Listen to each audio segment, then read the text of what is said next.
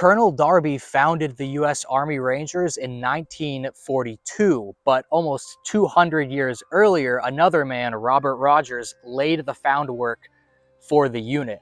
And it's actually where we are right now, where he grew up and where he refined his skills that would allow him to create the legend for the Rangers. Almost 100 years before him, another man, Benjamin Church, did something very similar further south. Together, these two men laid the groundwork for the Army Rangers and changed how war was fought forever. So first things first, we should just look at what makes the US Army Rangers so special today. The modern Rangers have a very difficult selection process, and as such, each person in the Rangers is highly skilled. They are intelligent, able to think on their feet, operate well in a myriad of conditions, and are exceptionally physically fit and good at fighting. The Rangers undertake a variety of important mission sets and usually operate as a form of shock infantry, moving quickly and powerfully on the enemy's weak points. While they have overlaps in mission sets with other special forces like Green Berets and Navy SEALs, Rangers tend to deploy in much higher numbers than those groups, and as such, they often work to secure other special forces and are often more effective in conventional combat than them. By and large, their tactics and roles aren't too revolutionary or groundbreaking by modern standards, but executing them effectively takes well-trained and physically fit men who are good at taking initiative and thinking on their feet. Cultivating men like this takes time, and special structures are needed to ensure that they still work within and alongside the larger army structure. But to understand how Ranger-style tactics and commands evolved, we have to start way back in the 1670s, 100 years before the birth of the United States.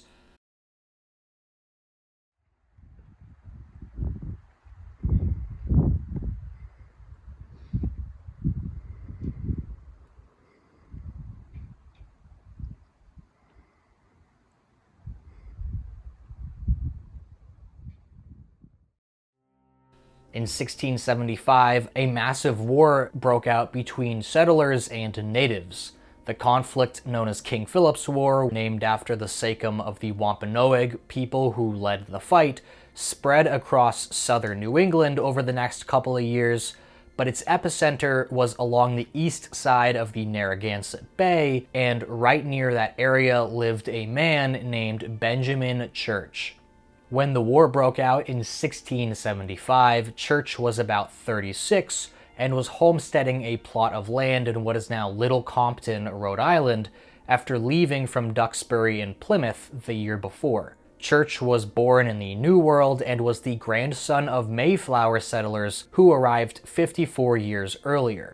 Seemingly experienced in frontier life, Church was notable in that he earned the trust of the local Sakonnet natives, who called on him in the spring of 75 for advice on who they should side with in the coming war that they had been approached about. In June, King Philip, also known as Metacom, a way cooler name by the way, attacked the strategic town of Swansea as it threatened the neck of land that isolated his homeland of Mount Hope. Church was given command of a company of militia to march under Captain Cutworth, and the English forces moved to engage the natives. One of the best examples of how he fought is actually the first battle of the war. A few days after the main native force fled the vulnerable Mount Hope Peninsula just after the outbreak of the war, Captain Fuller, with Church as his deputy, was sent with 36 men to pursue the natives to the south with the hope of finding and killing Metacom. From there, Church led a group of 20 total men further south into an area that is now part of Tiverton, Rhode Island. Church found native tracks and even a storehouse, but wasn't able to find the natives until he and his men came to the farm of John Almy. While the exact layout here is unknown, I've tried to recreate it here. Church and his men spotted two natives in a pea field and split his force in two.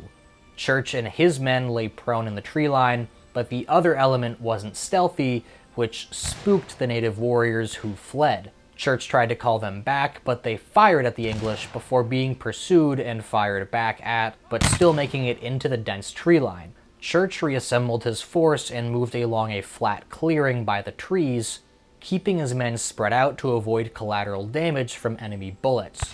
But as they were advancing, a hail of fire came from the tree line, perhaps from 50 to 60 natives. His column was unharmed, surprisingly, and Church ordered his men to fire, but also asked some of them to hold their fire so that they could still have shots ready if the enemy charged. Making distance, he led his men into the pea field and had the men who still had their guns ready to go prone under the fence, while the rest of the force went further back to reload.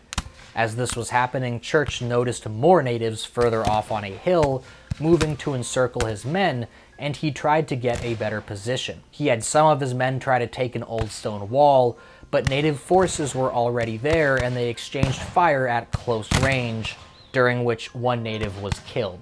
Church moved to the shore, where he hoped that friendly forces across the river, almost a mile away, would spot him and send aid. He had his men signal for help while using nearby rocks to build a wall, but the enemy was closing fast. For hours, Church and his men were fired at from all sides and from above, and an initial reinforcement was warded off, but eventually help arrived as the sun was setting, and Church and all of his men were able to escape unharmed. Obviously, the second half of this battle sounds less like good ranger tactics and more like lone survivor, but the fact that Church was able to avoid any casualties is very impressive. Nonetheless, the first part of this battle shows key tactics and procedures that weren't very common for the English he fought alongside. Notably, he had his men go prone and staggered his fire so that there was always men ready to fight, and he kept his men in open formation when moving.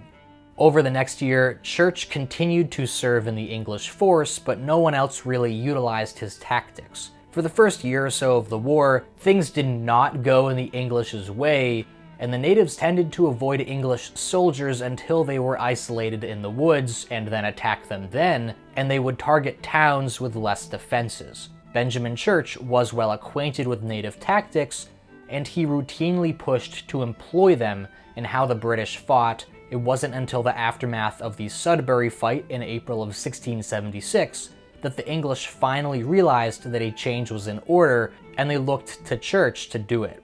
At a council of war, Church was offered command of 60 or 70 men to defend the town of Rebeth, but Church refused, learning from earlier experience. For one, he wanted a much larger force, at least 300, and he wanted a sizable number of them to be allied natives. Further, he didn't want to be stationed in a town or garrison, but to live in the woods and fight the natives on their home turf, rather than just be defensive and wait to be attacked. Due to a lack of funds and hesitancy around using natives, this plan was rejected. But Church continued to serve the English and spent time making alliances with other native groups, which swayed the Plymouth government by July of 76. Finally, Church was given a commission to lead a force of 200 men, of which 60 were English and the rest native, to range across the war zone. The term ranging, or to range, or ranger, to this point more so referred to people who scouted territory for signs of intruders, but Church took it a step further and made the role more offensive. Over the course of the next month, Church engaged in high-tempo operations that found significant success in fighting the natives and eventually led to the expansion of his commission. Unlike Rogers, who we'll look at later, Church never wrote a military treatise laying out his tactics and procedures. However, in 1713, his son compiled Benjamin's stories and published them in a book more akin to a memoir entitled Entertaining Passages of Philip's War. Throughout the book, Church does mention explicitly a few tactics and procedures that he held to, either through anecdote or explanation. Chief among these was working with his allied native populations. This was something that most of the English were hesitant to do, but in the end it gave Church the numbers and knowledge to effectively wage a campaign. Further than just what his allies gave him, Church was really good at exploiting intelligence he got from prisoners. Rather than simply attacking the first natives he saw, Church prioritized getting information from them to find yet more natives. As explained by his son, quote, "When he wanted intelligence of their kenneling places, he would march to some place likely to meet with some travelers or ramblers, and scattering his company would lie close, and seldom lay above a day or two at the most, before some of them would fall into their hands, whom he would compel to inform where their company was, and so by his method of secret and sudden surprises took great numbers of prisoners." Church gives an example of this in action when in July or August of 1676, just after he was given this commission, he found an enemy Narragansett encampment near Middleborough. With the help of his native scouts, Church and his men surrounded the encampment and captured the lot of them before getting information from them that there was yet another camp a few miles north near Monponsett Pond. Church then had all but one of the Narragansett killed and quickly moved to the other camp, repeating the process. This of course reveals a darker side of Church's warfighting in that he wasn't shy about killing his prisoners or selling them into slavery, or threatening them with that, which he freely admits. Nonetheless, the rapid exploitation of intelligence parallels modern-day special forces tactics, particularly in the global war on terror, where operators would hit a house they knew had insurgents, then find out where others were and hit them as well that same night, which just allowed for a high tempo. Moving to the more tactical side, Church also had a few things to say about how a body of men should move when in the field. During the night, he called for the use of sentinels to keep watch, quote, "setting 6 men to watch the passage of the river, 2 to watch at a time, while the others slept, and so to take their turns, while the rest of the company went into a thicket to sleep under the guard of 2 sentinels more." As we'll see later, this 6 and 2 procedure will show up again. Church also was very wary to make his men hard to find, never doubling back and using the same methods of ingress and egress. He gives an example of how he avoided an ambush like this at a ford, quote, "That night, Philip sent a great army to waylay Captain Church at the entering of the Aswampset Neck, expecting he would have returned the same way he went in, but that was never his method to return the same way that he came, and at this time going another way, he escaped falling into the hands of his enemies." Possibly the most effective tactic that Church employed was to have his men move in a dispersed fashion. While this is very common today, at the time the English forces preferred to stick together in formation, which gave the group more firepower. But as he learned from the natives, this had serious disadvantages, in particular collateral damage and just making hiding the number of troops he had impossible. Quote, "The Indians always took care in their marches and fights not to come too thick together, but the English always kept in a heap together that it was as easy to hit them as to hit a house. If at any time they discovered a company of English soldiers in the woods, they knew that there was all, for the English never scattered, but the Indians always divided and scattered." Church also was big on tracking, and sometimes he would find tracks, and instead of just following directly in the track, he would try to head off where those tracks were going at a favorable piece of land, which is actually the lead up to the pea field fight that we talked about earlier. Within a month, Church's men had relegated the enemy natives to a shell of their former selves. That August, Church's men tracked down and killed Metacom, effectively ending the war. He wasn't a one-man show. Of course, Church's high tempo was largely enabled by the larger English army, which tended to drive more natives towards him. And of course, it's also worth noting that Church was not the guy who just one day thought of these ideas for himself. He was learning from native groups, both friend and foe, who had been fighting like this for eons. Nonetheless, Benjamin Church was an instrumental figure in the development and adoption of irregular movement and tactics into American fighting forces. Church would go on to serve as the head of an expeditionary force to aid the embattled militias in Maine and New Hampshire to the north 13 years later as well, during King William's War, and there he found much of the same success he had in Plymouth and Rhode Island, further disseminating his doctrine. But while Church had pioneered many of these asymmetric tactics for the English, it would be another man who really perfected and codified them.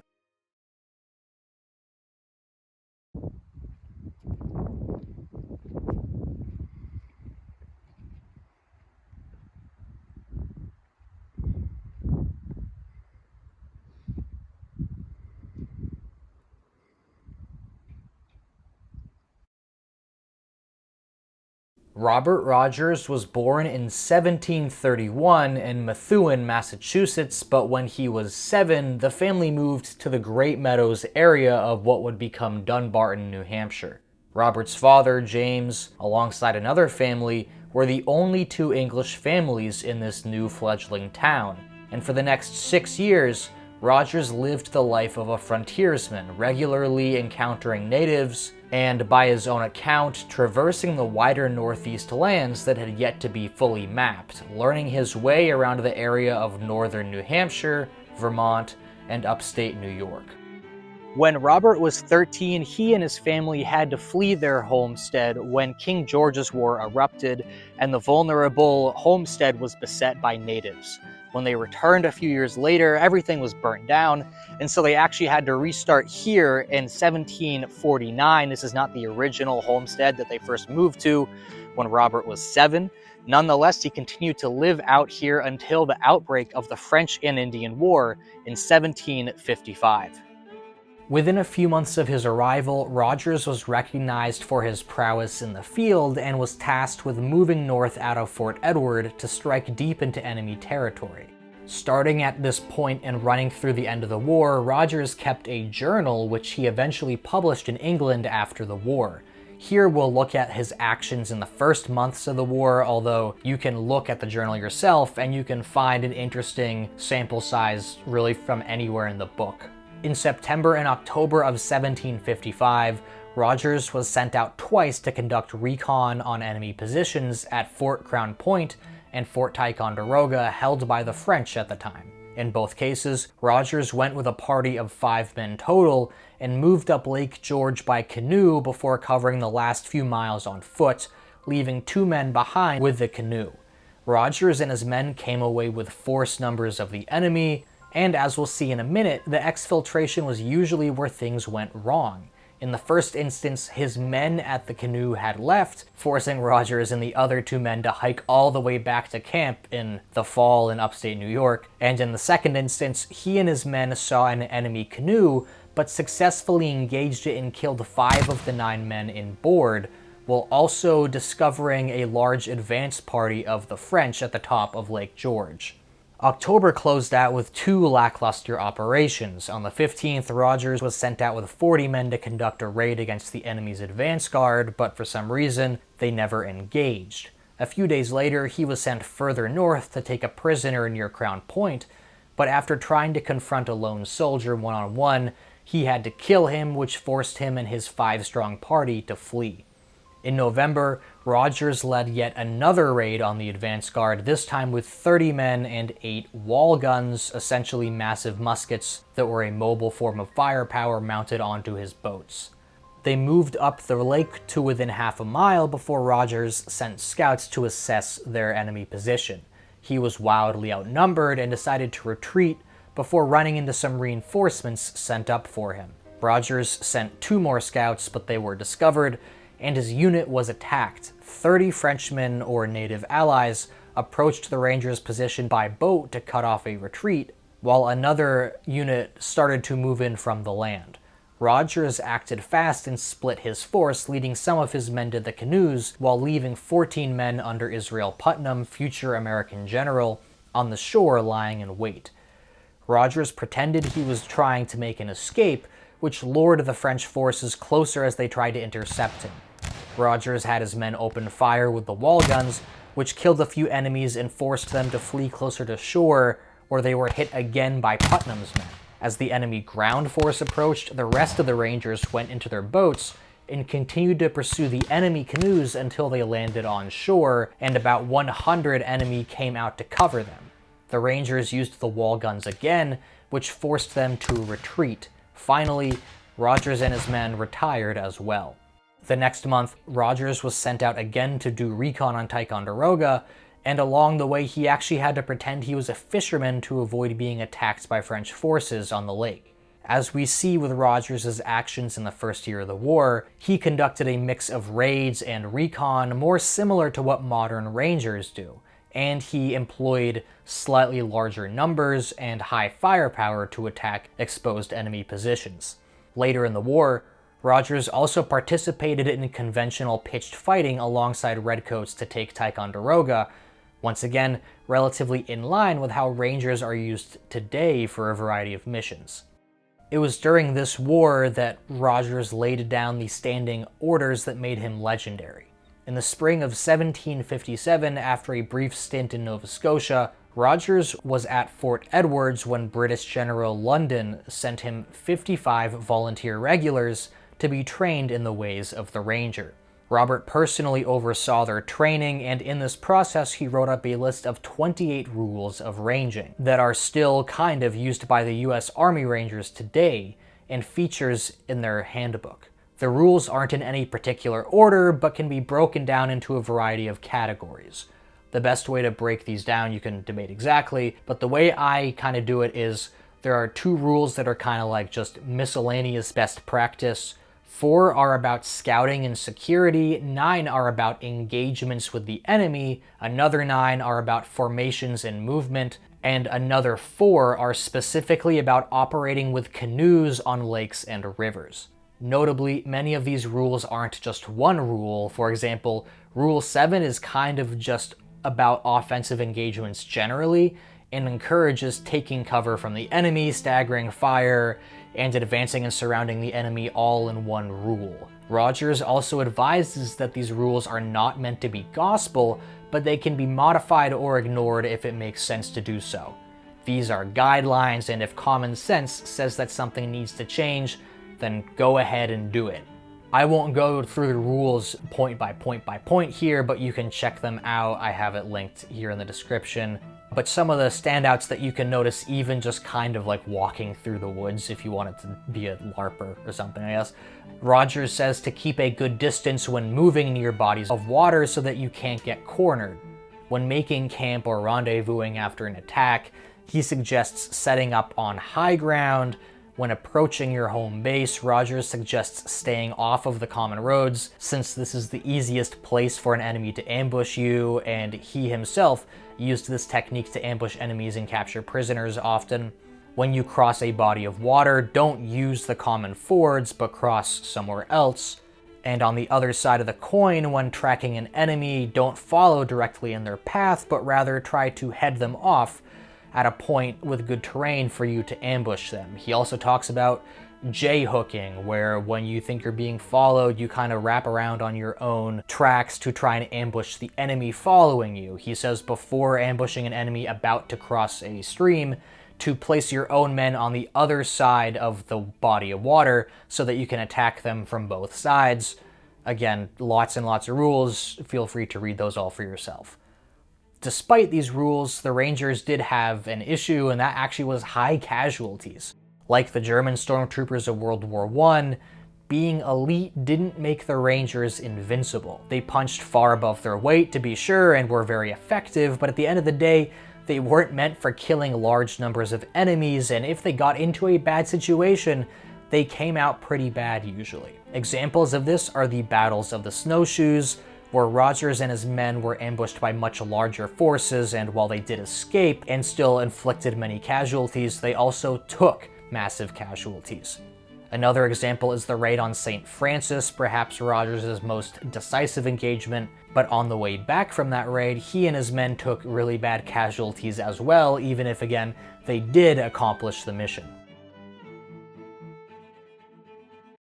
Robert's brothers are actually buried down the street from here, but sadly, Mr. Rogers is not actually buried in that same cemetery with his brothers, nor is he buried anywhere else in New Hampshire or even the United States.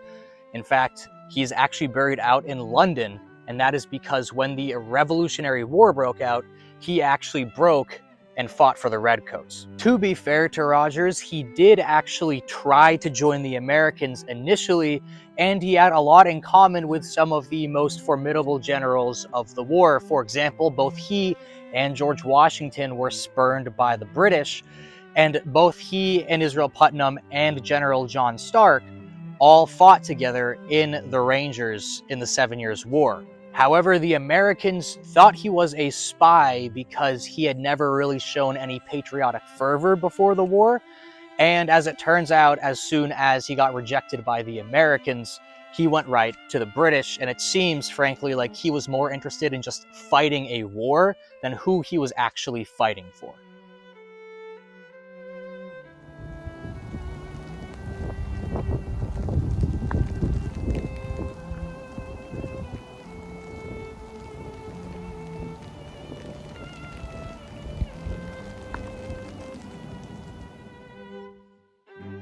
Not all of Rogers' rules are as relevant as they were back in the day. For example, the Modern Ranger Handbook actually only lists a modernized, paraphrased list of 19 rules that's barely recognizable from the 28. Nonetheless, the basic essence of Rogers' legacy is still in there, especially around rules of movement. And the handbook couldn't help but throw in some historical charm with weird vernacular and making references to muskets and the French and Indians, even though they took out everything that actually had to deal with the muskets or French or Indians. But we can push this comparison back further in time to see how Rogers' rules lines up with Church's earlier advice. Again, Church didn't have a codified list of rules, but we can distill his military advice to something like, work with the natives and locals, use prisoners for intelligence exploitation, don't fight out of stagnant positions, march in a dispersed fashion, don't retrace your steps when exfilling, keep sentries in groups of 6 with 2 awake at any given point, and try to head off the enemy rather than following directly behind them. As we can see, most all of these carry over to Rogers explicitly, especially at the tactical level. The prisoner part is something that Rogers did a lot, even if it's not one of his rules, and he also worked with natives even though they got less attention. The only part that they sort of diverge on is that Rogers worked out of stagnant bases and only went out into the field for shorter stints, but nonetheless, both groups were more dispersed and nomadic than their contemporary English forces. So, how do Benjamin Church and Robert Rogers compare? I think the best way to look at this is not to look at their accolades in their respective wars, but rather to look at how their roles were just different. For one, Church was proportionally more important and powerful in his military role and political structure. He attended councils of war that decided the whole fate of how the militias were used, and he was essentially given a blank check to run wild in the native country since the English were so desperate. Rogers, on the other hand, had many superior officers that he got orders from, and he had no real sway in the greater war strategy. Rogers also fought in a near-peer superpower context. While most of Rogers' operations, of course, were against natives and small detachments, the wider French and Indian War was mostly conventional fighting with large forces, pitched battles, forts, and stuff like that. This gave Rogers easier to find, but certainly more durable targets, and his role was more ancillary to the war effort, while Church was fighting forces just as strong as his Ranger units or a bit weaker, and the goal of the war was essentially to track down and kill one guy. King Philip's War was more friendly to Rangers generally than the French and Indian War was 80 years later, and of course, Church was more reliant on natives. Rogers also worked with natives and mostly fought alongside natives during the American Revolution when he sided with the British, but by his time there was a substantial pool of English settlers that Rogers could rely on, and enough institutional buy-in to support training and Ranger operations. Ultimately, neither man fought the same way modern Ranger units do. Although there are similarities, for example, Church, I think you could argue his high-tempo, kind of small raid style is more similar to global war on terror fighting, and his use of native forces heavily is probably more similar to what Green Berets do rather than what the Rangers do. Benjamin Church laid the groundwork to show what irregular units could do for Anglo-American forces, and Robert Rogers showed how they could be institutionalized and used at scale in a conventional war. And sadly, ironically, neither of them were American, really, and back in 1942, when we got the idea for the modern Rangers, it mostly came from, once again, the British, which is kind of just a weird, funny twist in history, but it's ironic, I guess. So that's it for this video, everyone. Thanks so much for watching. Remember to like, comment, subscribe, do all that fun stuff, and I will see you in the next one. Goodbye.